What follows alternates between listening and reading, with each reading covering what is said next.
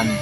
Ako ay isang makata, isang estudyante ng medisina, at simbolo ng pag-asa para sa kinabukasan natin.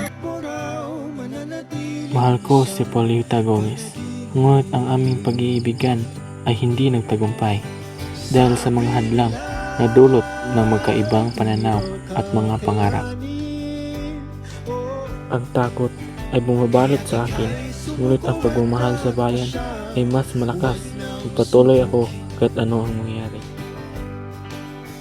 Nagkamali ka nang napuntahan, pero ikaw Ako si Sagani at isang simbolo ng pag-asa para sa Pilipinas.